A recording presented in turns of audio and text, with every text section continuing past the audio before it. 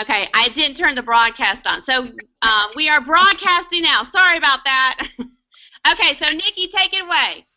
Yeah, that's one of the important things is to actually click that green button and start broadcasting. Otherwise, you find out later you haven't recorded anything. And I've learned that the hard way making PD tutorials for my teachers, where I sat there and made the whole great tutorial and then realized I never pressed that green button and I had to do it all over again. So it's a great, I love using Google Hangouts for lots of different reasons, but one thing I really like to do is making learning rewindable with Google Hangouts. You've probably heard of flipped classroom. I don't really like that term. It has a negative connotation with it for a lot of people. I like to use Kevin Honeycutt's term, which is making learning rewindable. And so not only for my students do I record the lessons, but also for my teachers, I'll record professional development sessions as well. And that way you can pause and fast forward or just go to the part that you need. Because if you've ever been in a professional development conference before and gotten home, been real excited about what you learned, and then you get to like step 3 and you go, oh darn, I can't remember what the presenter said. Yeah. Then you know, and then you just let that thing you were so excited about at the professional development conference that you wanted to bring to your kids just go out the window.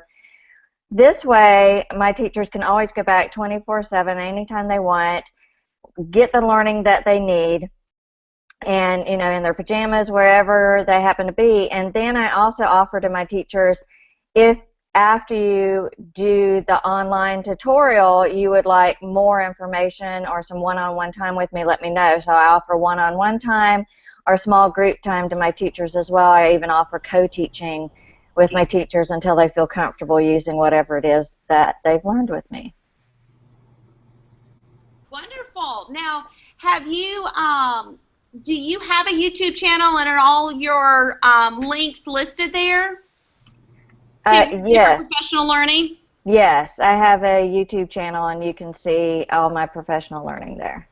Awesome. And where are you located, Nikki? I'm in Huntsville, Alabama, but today I'm actually on St. Simon's Island, Georgia, vacationing. I woke up just for this. Well, Nikki, if you could give any advice to these teachers, they're new to this whole concept. This is something they've never seen hardly. What advice would you give them in getting started?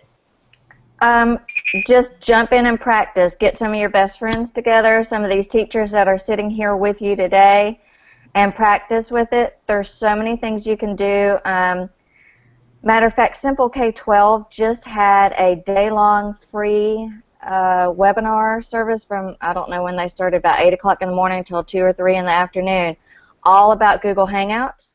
Okay. They're getting ready to have another day of free learning all about Google Hangouts. I'm doing 3 of those presentations. Wonderful. And so connect with resources like that to learn different ways to use it, but also connect with your friends. Remember, anything that can be recorded can be done with Google Hangouts. Think about bringing in experts into your classrooms, like Jerry here, and other people, authors and scientists and other people that can enhance the learning in your classroom, and more than anything, connect your kids to the real world. This is a great tool to connect kids to other kids, to work on collaborative projects with other students from around the world, and for bringing in experts as well. Alyssa, I muted you. You might yourself. I just unmuted myself. You unmuted me because I was going to say that, you know, it's a big thing that Nikki got up so early and put on makeup. I know her process, and that's a long process. There's barely any makeup on, Alyssa. I'm just saying, having roomed with you. Yes, I know. And I did this in about 30 minutes. I rolled out of bed. That is impressive. Right. I've got no makeup on and just came from a walk. So, and it's like 100 degrees humidity here. Humidity. Thank you so much, Nikki. I think I'm too Okay, who would like to go next? I see Elle, I see David, Elisa, Jerry. Who would like to go next? No one. I'll go next. I'll go next because I already started talking. Tell us where you're at. I'm Alyssa Malaspina. I'm coming to you from outside my house in my what I call my summer work area. I sit outside on my lawn chairs and, you know, watch all the people go by. I'm from South Orange, New Jersey. I am the Director of Technology for the Parsippany Troy Hill School District in New Jersey. And I took the day off today because, you know, we have to work 12 months a year. We work 12 months a year, but, you know, we get a good amount of time, vacation days, so I took today off. What would you like me to tell you guys? How I use Google Hangout? Yes. So I use it much the same way that Nikki does. We do a TL News Night. We do a lot of professional development using Google Hangout. I also used Google Hangout with my students a lot. We did a virtual debate where the schools debated each other virtually. If you search virtual debate, you'll find a website that will tell you exactly how we did all of that. But we had schools from around the nation debating each other, and then we had judges on, much like you see the people at the bottom. We had the judges that would come in and watch and then score us, so that there would be, you know, parents and educators from around the U.S. and Canada that were watching and judging. And then we would bring experts in to meet with the kids on the topics that we were talking about. Jerry, who's on there now, has met with our students before to do that. We also did a virtual poetry summit where we had kids and authors come together, read their poems, and talk from around the U.S., Canada, Hawaii. We had people on from. We even had, see, now I don't have my headphones in and a truck's going past. But we had, we even had the hip hop Shakespeare company came on from their car in London as they were stuck in traffic. Wow. So that was a lot of fun too. So I use it a lot to connect people and bring them together. And since Nikki started, you know, saying she recorded her PD sessions, I've been trying to do that too. So it gives the people a way to go back and do things that way. And Elisa, what advice would you give these people on getting started with Google Hangouts on air? So you can do a Google, if you want to try like quickly and connect two classrooms in the same school. You know, connect your class to each other right across the hallway. We would always do that to start with, to try things to make sure they would work. We would test it that way. We would connect, if there's more than one school in your district, we would connect the two like schools together. So, you know, you can do it that way to start small and then build up. But there's a lot of events out there that you can participate in. Dot Day is coming up, which is a good way that a lot of people use to connect in. Global Read Out Loud. Doesn't Jerry, you've got a page. I have a page for that. I knew you were going to say that. Jerry's got a page for that, and he's got a book for that. So, and he's about to have a book for that too. So, you know, now I just promote Jerry too. So, you know. Listen, can I just interject? Right now, you have a panel of educators from all around the country. We've got Dave in Utah. Alyssa's in New Jersey. Jerry, sorry, if everybody, including Kitty, will mute your microphone, we won't have this bad feedback and echo. I don't know where that's coming. Probably me, because I don't know. Just because everyone needs to mute their mics except for the person who's talking, including Kitty. Hers. Is it better now?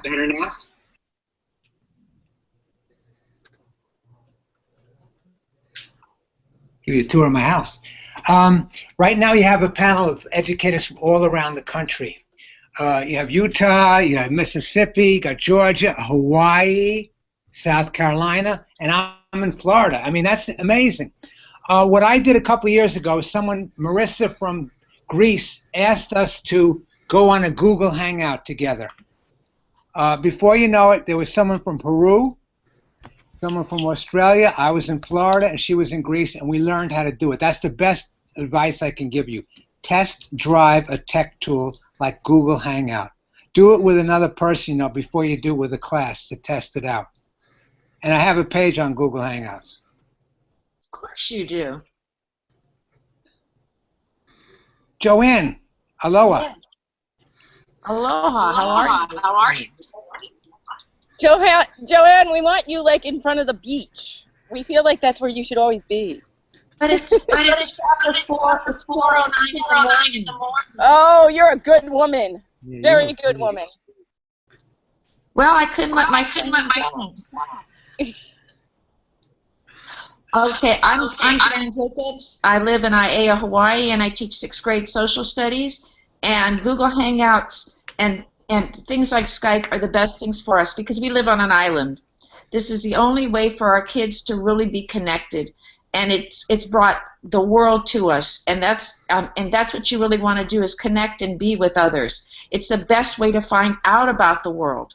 One of my teachers I had connect with a 3rd grade class in Greece. Because of the time difference in Greece, they went back to school from 5 to 8 in the evening, and so that was 8 in the morning for us. And then those kids would go to their teacher's house next door, and then they would practice their English with our kids. So there's all kinds of opportunities, and you just need to take advantage of everything that's out there for you, because it's not only going to enrich your life, it's going to enrich the life of your kids. We've also, Joanne, that reminded me, we had kids that when they were sick at home, they would Google Hangout into our class to be a part of the learning. We had a kid who was away during the virtual debate, and so she Google Hangout in for her part in the debate. So that's been a way that we have seen it used too, which is something you don't always think about. Yeah, and too, Alyssa, we've had kids that have been out where they FaceTimed each other during class so that they could continue their work and get the other students' opinions.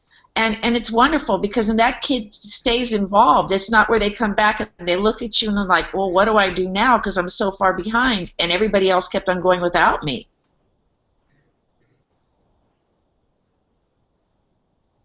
Elle, do you want to chime in here, or Dave?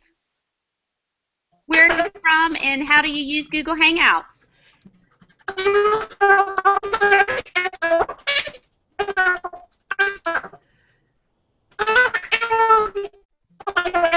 Dave, your sound is off. I'm not sure what that is. Dave? We lost Dave. Oh, I thought you were going to translate for us, Kitty. Mark it. Well, while Dave's coming back, Elle, why don't you jump in? Can you hear me now? Can everyone hear me okay? Yes? Okay. Hi, everyone. Good morning. I'm Elle. For those of you who don't know me, nice to meet y'all. I think I follow most of you, and even the ones who I don't know in person. It's great to see y'all. I teach 2nd through 6th grade gifted here in Mississippi. I'm originally from Chicago. So connecting is so important in my classroom. And we mostly use it to connect with other classes to share projects, because I think that's really important to get that feedback from other classes to give them a real audience to present. And what else do we use it for? I'm doing it more, too, in the summer to connect with post-ISTE. For those of you who went to ISTE, I have a group, a cohort of gifted teachers who didn't go to ISTE, and they want to know what our takeaways are. And so what we're doing is we're organizing a hangout professionally with my crew on Twitter who didn't go to ISTE to kind of share all the information that we got and new exciting projects and things like that. So we're excited about that hangout. We do that every semester just to kind of, give ourselves inspiration and motivation and things like that, and support too. So it's kind of like your virtual teacher's lounge, if you want to think of it that way. So. And Elle, where are these people located? They're located in all over the place. I have a crew in North Carolina who are just wonderful, and I can always count on them for anything. I have a few in Pennsylvania, kind of scattered, and then we have one in Chicago, based in Chicago, and they all teach gifted too. So, which is really nice because in our field, you can always communicate with your district, but it's just hard to reach out to other gifted teachers, and so that's what we try to do. We just kind of have our little crew, and then we just try to get together on Google Hangouts to just share ideas, share resources, share tips. More than anything, it's resources, because a lot of the stuff that we find online, like Pinterest is great, but a lot of it is just not going to push our kids to the next level. And so we need to really rely on each other to see, well, what resources are you using, or what approach are you taking with your kids? Because we're in a kind of a different circumstance. So that's why we rely on each other a whole lot during our Hangouts. So that's something I really encourage that you do with your group. If you find someone on Twitter, it doesn't have to be in your field either, because I have people who are 5th grade teachers, who are 4th grade teachers, and they're on the East Coast, they're on the West Coast. So it really just depends. Just find your people and just really just reach out to them, play with these tools, and find a space where you all can meet, because it's so important for I know for my growth. It really just inspires me to do more with my kids. That's awesome, Elle. Dave, did we get you back? I don't know. Do I sound like a chipmunk still? You sound great. So tell us how, where you are, what do you do, and kind of what do you do Google Hangouts or Google Hangouts on Air with? Okay, so I'm David Horan, and I teach 4th grade, and I'm in Utah. So the way I've used Google Hangouts is a lot like the rest of these folks. It just really makes your classroom so much bigger. Instead of just the 4 walls, your classroom really is the entire world. And so many people who wouldn't have time or the resources or the money for you to pay them to come to your physical classroom can easily just get on a computer or their phone, and for 10, 15 minutes or half an hour can be in your classroom with you for free and with their expertise. So I'm a big Utah Jazz fan here in Utah. So one of the cool things we did last year was I got the guy David Locke, who does the radio for the Utah Jazz, did a Google Hangout with my class and told us kind of what he does, because I had a lot of big sports fans, and they thought it'd be super cool to get paid to talk and watch basketball. But I had him talk about all the math that he has to use and all the different things that he learned in school that he actually needs to know to be able to do his job, to do the radio for the Jazz. And all my sports fans just really ate that up and realized, oh, there is a lot of stuff we need to be able to do, even if I want to do something with sports. So that was really cool. That is awesome, Dave. I like how you brought in the real world applications of, he talked about how he used math, how he used the different curriculum within his job, because I think kids need to see those connections to why they're learning what they're learning. Did anybody, I'm looking, did everybody get to speak who's on our panel? I think we did. I wanted to check right now with the people in our class here. Do you have questions that you would like to ask of the panel, whether it's about Google Hangouts or you just had something they said that you were curious about that you would like to ask them? Don't all answer at once. It was at the bottom. I'll show that later. Yep. You don't wait. Oh, yeah. Okay, Jerry, I don't think you told them what you did. They want to know. What do I do? I'm still trying to figure out. I'd like to know too, Jerry. Okay, I curate the internet for educators. I started a website in 1999 for the middle school students in my school, the staff, and the parents. And it's grown, and 16 years later, I have every grade level, every subject area, because I'm a constant learner. I like to learn things. So my PLN, like these great people here, provide me with great sites and information to add so I can share it with students, teachers, parents, etc.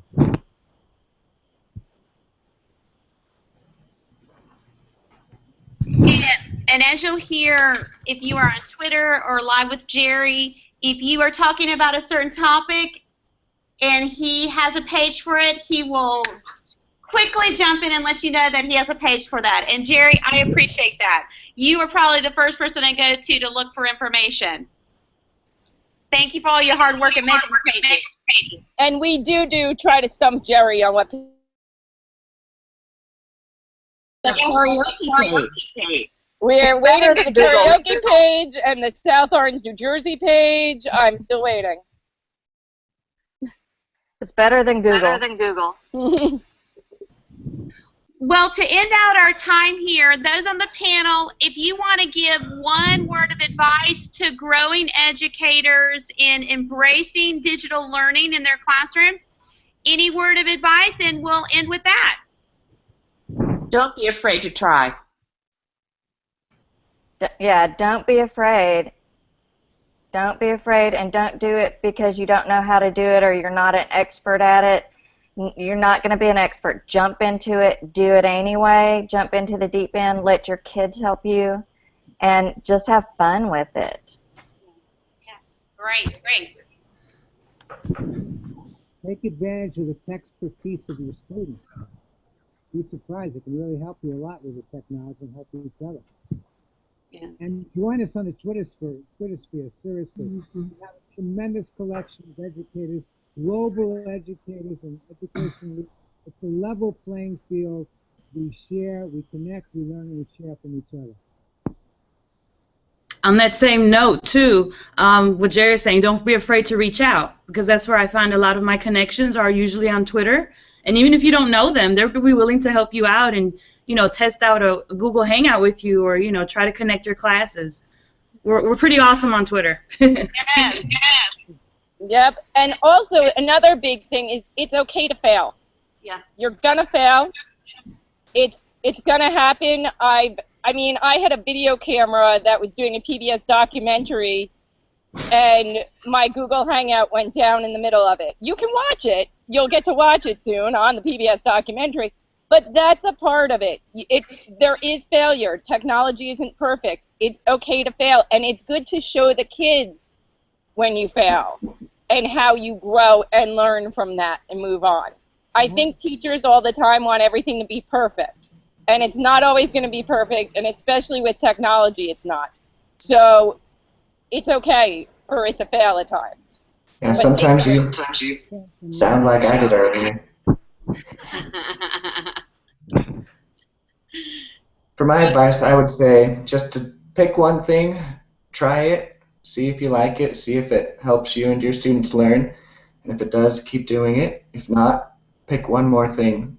Don't get super overwhelmed and try and do 10 things all at once, but just try one thing at a time.